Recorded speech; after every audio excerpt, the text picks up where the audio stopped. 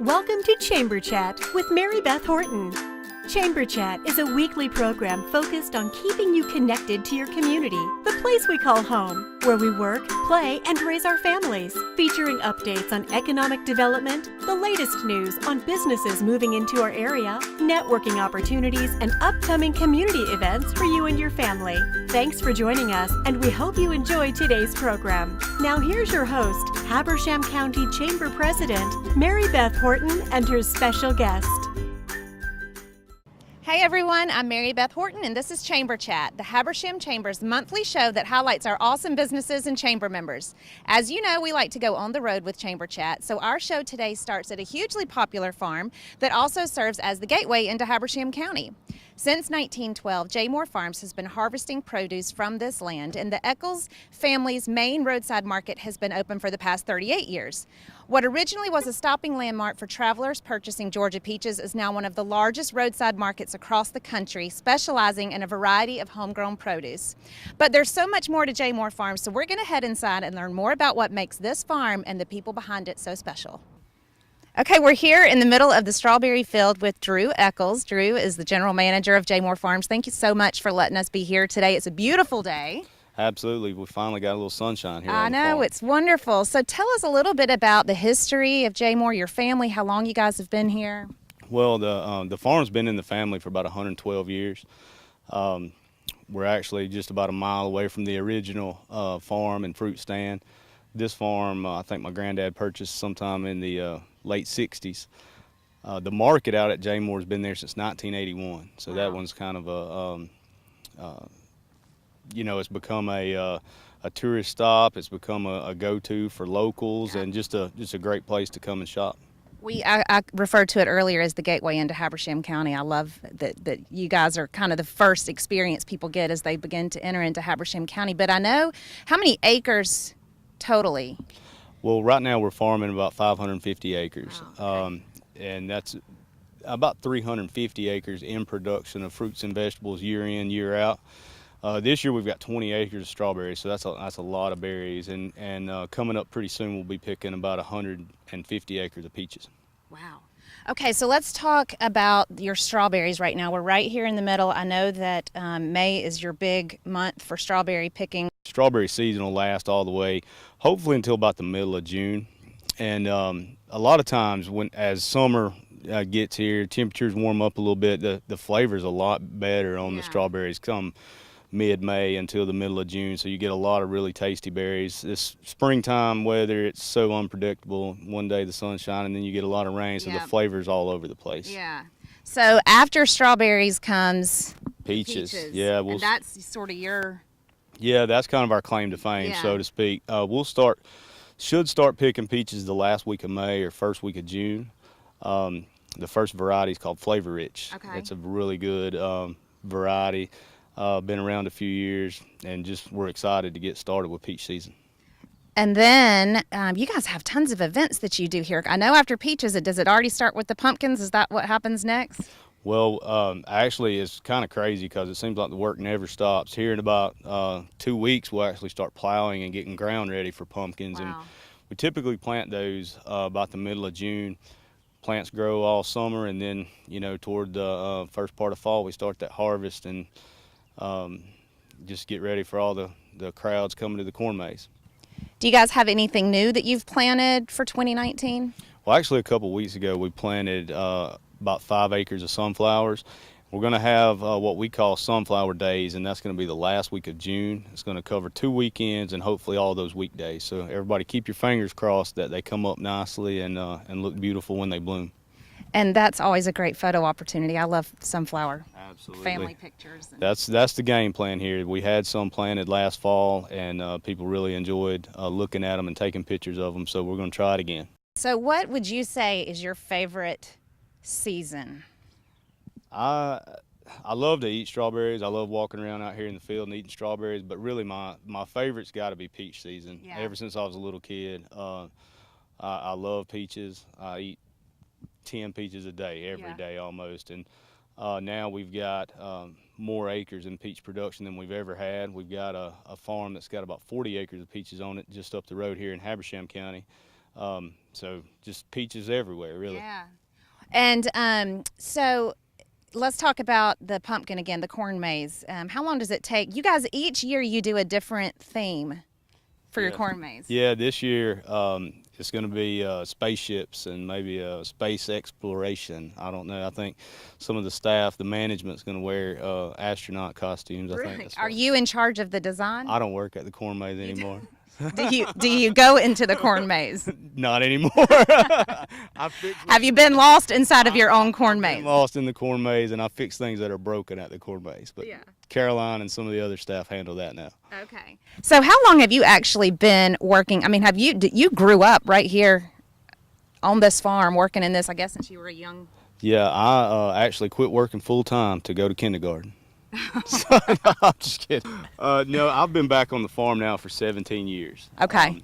And you know, we diversified a lot in the past 17 years. We're adding new crops, adding more acreages, and adding more experiences, and that's what seems like people are looking for right now is Yeah. opportunities to get out on the farm. Yeah. How many people do you guys employ?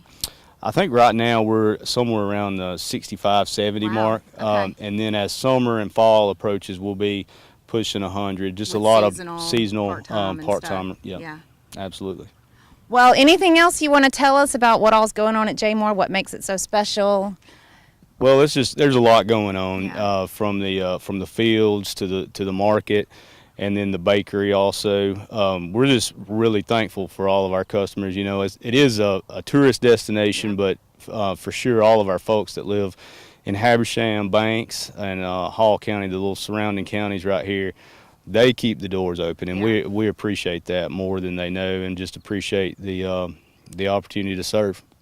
Well, we at the Chamber are proud to claim you guys as our members, and we're so fortunate to have the 88 acres that are in Habersham County. We're happy to have that. So thanks again for letting us be on the farm and to talk with you guys about what all you do. And we look forward to the great things that you guys have planned in the future. Absolutely, thank you. Stay with us. More talk coming up on today's Chamber Chat. We'll be right back with Mary Beth and her guest.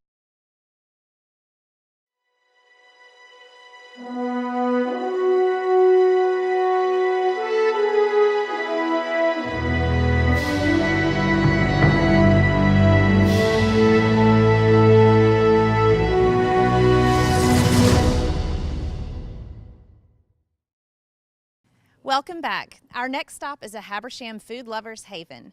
Since its debut in downtown Clarksville in 2007, the Copper Pot restaurant prides itself on preparing creative dishes using only the freshest and best ingredients. In addition, they have weekly events, themed dinner specials, an extensive and eclectic bar menu, including their own house beer. Let's go talk to chef and owner Jeff Morris to get the inside story on the Copper Pot. Okay, we're here at the Copper Pot with owner and chef Jeff Morris.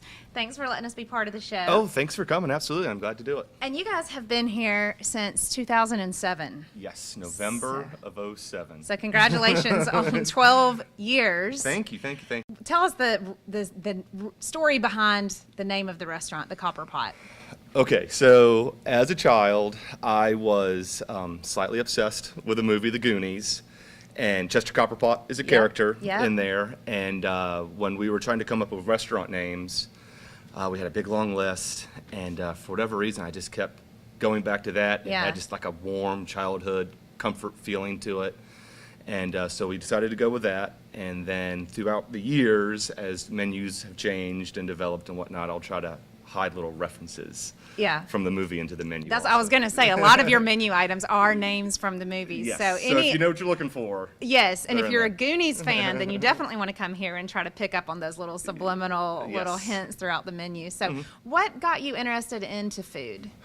To be honest with you, it's something that never really started or ended. It's something that's always, I felt, has just been with me. Both parents, both sets of grandparents were avid home cooks. I grew up on a small farm with a large garden. We always, were doing, stuff in the kitchen. My grandmother would come and visit on my mother's side, on the Italian side. And I can remember, when as soon as I can look over the counter, making pasta dough, making pizza dough, doing the red sauce. And then on my dad's side of the family, it's Southern. And so I can remember going there to Tennessee and just the pies and the cakes and the desserts and the jams and the preserves. It was just something that's always been part of my life and something that I feel that I had kind of a natural knack for doing. And as I got older, I just kind of stuck with that, and pretty much all the jobs I've ever had, middle school, high school, into college, were in the service industry. Yeah. And I have a degree from Georgia State in Human Resources, which kind of is applicable to management of the restaurant. But I did the college thing, and then I just could not fathom being in an office doing the 9 to 5 thing. Yeah. It's just not my energy, and not kind of, I would drive myself crazy doing that. And I had the background with it, and got a little serious with it when I graduated from Georgia State in the Atlanta area, and then kind of came to a little bit of a crossroads. I was involved with a restaurant there that was sold, and it's like, okay, 26 years old, I need to choose a path, the direction I want to go. I was a little timid and a little shy and a little unexperienced to do something in Atlanta. But I knew that Clarksville was a good area. It was up and coming, and that I felt there was a need for a restaurant that just did good, honest, scratch food, nothing crazy, approachable. And like you said, I mean, geez, that's been almost 12 years ago. And so, but the Copper Pot is a brick oven eatery, but you guys do way more than just your pizzas. Correct. So that was another part of the naming of the restaurant, is because I knew I wanted to do brick oven pizza, but I also knew I wanted to go outside of that. So I wanted to be approachable by families of 4, but I also wanted to to reach the Suits of the world as well. So what we do is we do brick oven pizza, and then but on the weekends we do themed dinner specials that are much more entree driven, much more creative. Gives myself and my staff the opportunity to kind of think outside of the box and to offer something each week to where you can come in and you can experience something different. Well, and as being a customer for almost all of the 12 years, I can say that one of the unique things that I love about it, and I think a lot of other people too, is everything is so fresh and it's all local. You use your own local foods, and you mentioned growing up on a farm and having that. So we still do that. My father and I still do some gardening and farming during the season, which we're gearing up for soon. A lot of stuff is planted or will be planted soon. I'll use those items for the weekend specials as much as I can. We also will go, instead of using food service providers, which will deliver the food to you, we go to a location in Buford where you can you put your hands on everything, you put your eyes on everything. So for me, it's a little extra work. You got to make the drive. You got to dedicate yourself to doing that.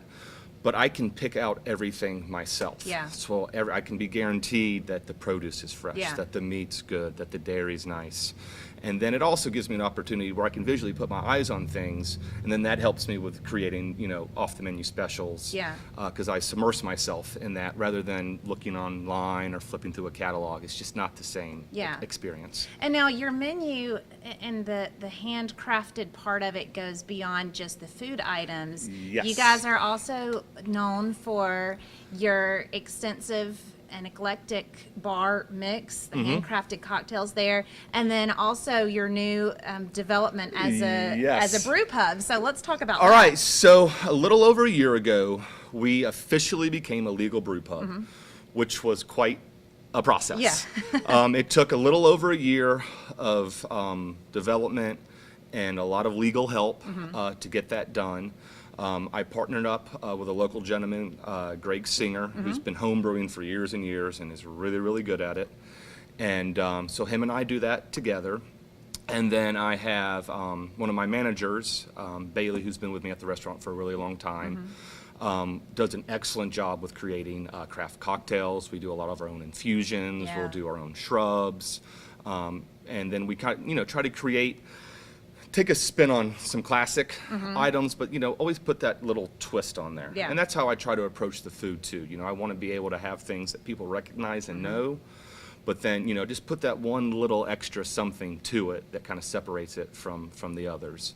And so she's done an excellent job with that, with the cocktails, and then Greg with brewing the beer.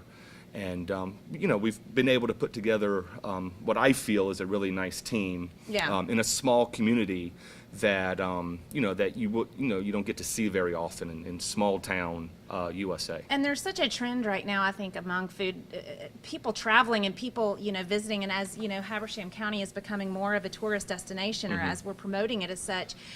It's really great to have places like yours that devote so much of your time to keeping things local and fresh and having that twist and having that personal touch. And I think that's what has made this business such a success. And we are lucky to be in the Northeast Georgia area and the bottom parts of the Carolinas and all of that. It's an awesome area that fortunately and unfortunately people are discovering. Yeah. So it's kind of the foothill areas of the Appalachian Mountains. Yeah. And there's a lot of good farms around here. There's a lot of good local produce suppliers around here. This is an area where those things people have been doing for generations and generations. So it's a little more commonplace for us here. It's not as far of a stretch in a large city for, you know, people to be, you know, pulling from other purveyors that are producing things locally. That's just kind of been part of the culture and the atmosphere in this area for a very long time. And it's nice to bring that from the house, from the residential setting, and a little bit more into the restaurant setting. So tell us a little bit more about your weekly events that you guys are known for. Yeah, absolutely. So we call that our weekly happenings. And that's something that kind of developed over time. It's not something that we have always done. And so what we wanted to do is we wanted to have something offered every day that we were open, so that you can come and have just a little bit different of an experience, or some sort of like a nice, like a price cut, a discount on food, so that, you know, there's some crazy people out there that have a lot of kids, and you want to be able to take them out and have a nice meal, but it not cost an arm and a leg. Not break the bank, So on Tuesday nights, we do a half-price pizza special. On Wednesday nights, we do a trivia night, which we've been doing for a while, but in the last 2 or 3 years seems to have really taken off, and it's a really fun, really busy night for us. Thursday, we do an open mic night, which is typically music, but we've had some poetry. We had some Piedmont College students come in. I forget exactly what it's called, but where they just kind of surprise you. Yeah, and they the do flash mob. Yes, they flash mobbed us. We had, you know, some younger kids do some karaoke kind of stuff, but it's typically usually music. And then we offer like a family discounted pizza deal that night as well.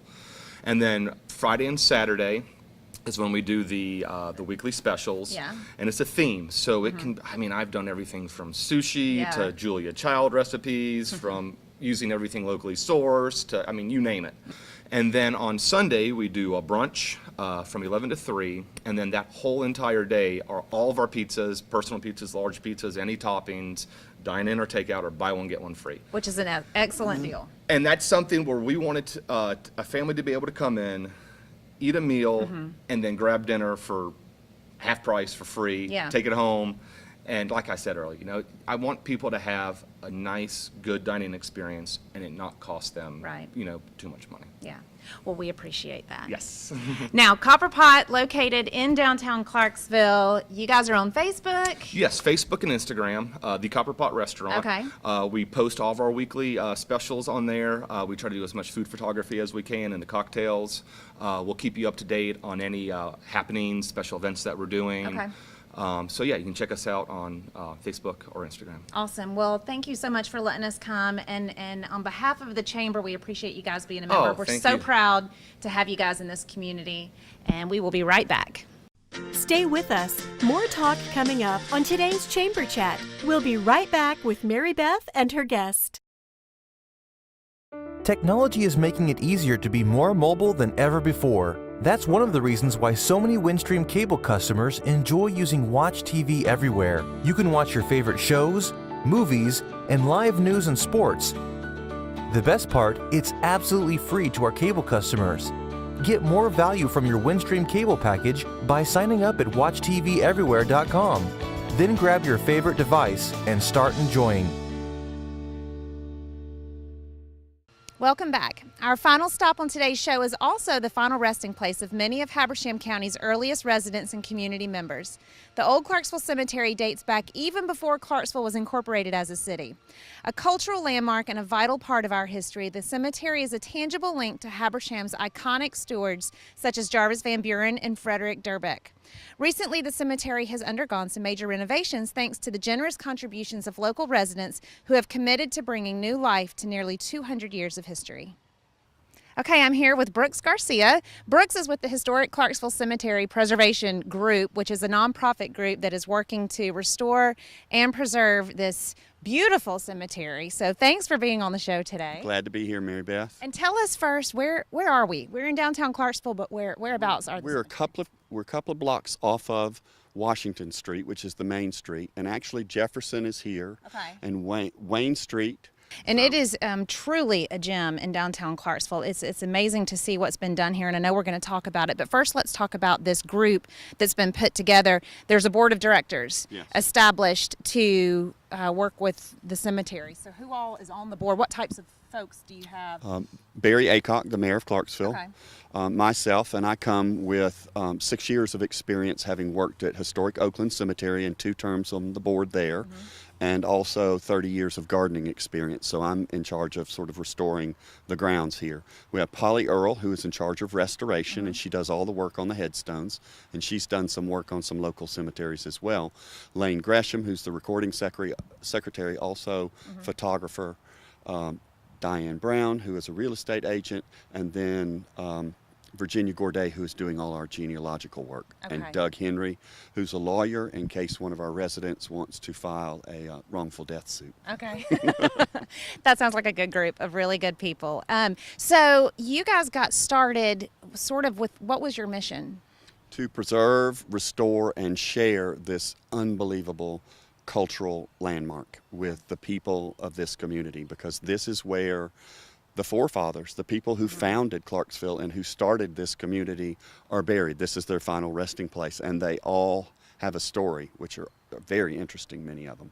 So preserving this cemetery is important for so many reasons, and I wanted you to really talk about like what it means to the community, what it means for economic development, what it means just to the history of our area in general. It is our history. It's where we came from, and so by restoring that, it becomes a landmark and a tourist attraction, and that attracts more businesses and more money and economic development and so forth. And also, it brings us a lot of attention. Yeah. We get unbelievable amounts of hits and shares on Facebook and Instagram. I want to talk too about the before, when you guys first came on, when this property was, I guess it was in the hands of a private group, and then the city of Clarksville acquired the property. Yes. The state of the cemetery was?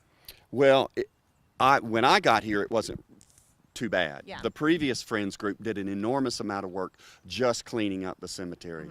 The 2 words we were using was abandoned and neglected, Yeah. so badly that you couldn't even see the headstones. Many of them were tumped over, were broken and in disrepair. They had aged so much that you couldn't read the headstones and the epitaphs and the dates and the names. And so that's what we've been doing. We've sort of beat the brush back, cleaned it up, gotten the debris out of here, and then we've started on the restoration of cleaning the headstones, gluing some of them back together, and getting them upright. And through this process, you've been able to identify some pretty significant folks that have here. Give us an interesting story. Well, there's Calvin Hanks, which was a young lawyer who was ambushed on the streets of Clarksville. Wow. He's our first burial in 1834. He was stabbed to death, and he has a very haunting epitaph. His grave is right here. We're behind us. right in front of it. We're right in front And of you've got it memorized, so go ahead. I do. His epitaph reads, "Ye living men, as you walk by, as you are now, so was I. As I am now, you must be. Prepare for death and follow me." That's scary. That is kind of creepy. So, okay, we're gonna come back in just a minute, and we're gonna talk with a resident who's also on your board, who lives right around here and has been helpful as far as the fundraising aspect goes. So we'll be right back. Stay with us. More talk coming up on today's Chamber Chat. We'll be right back with Mary Beth and her guest.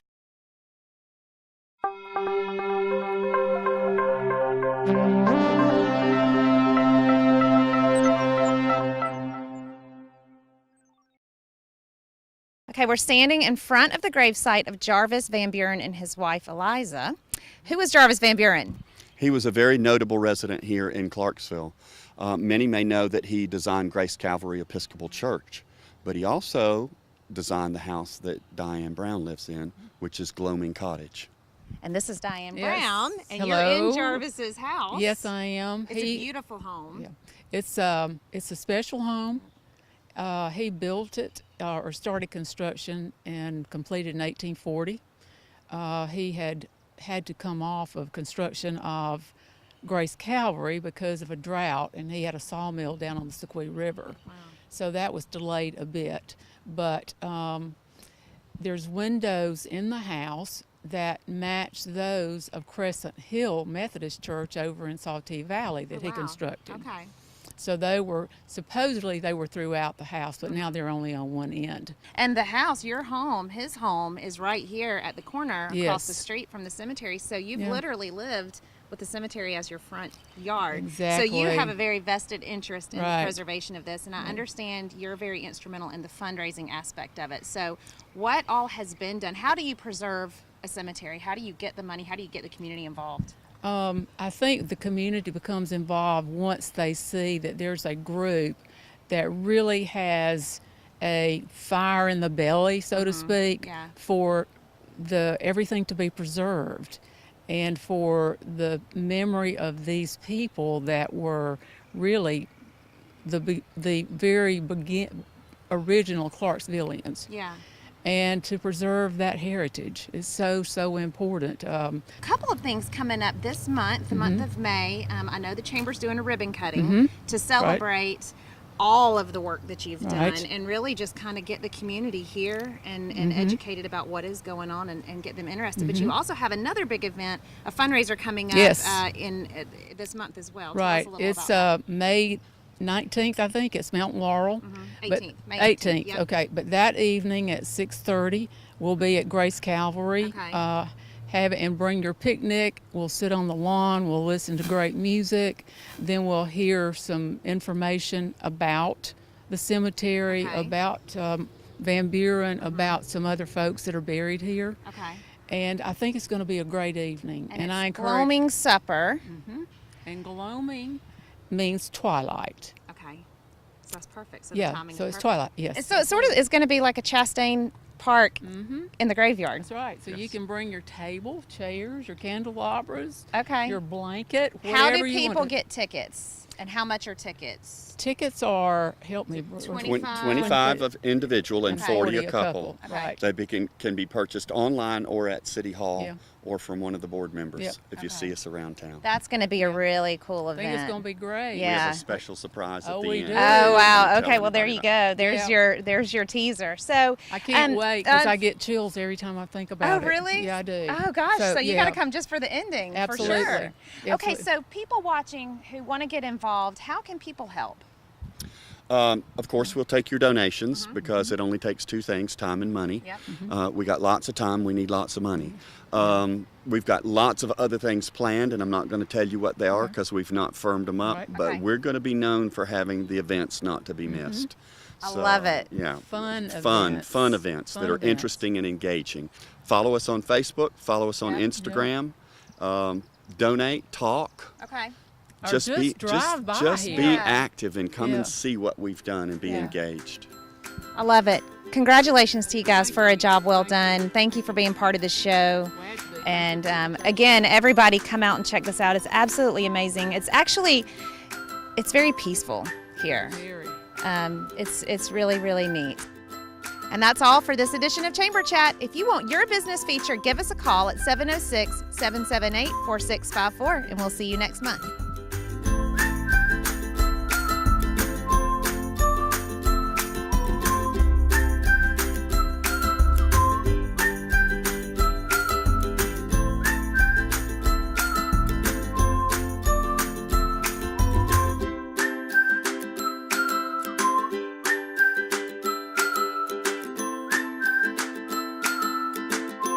Thanks for joining us today on Chamber Chat. We hope you enjoyed today's program and hope to see you again next time. Chamber Chat is a community service program produced by Windstream Cable Television.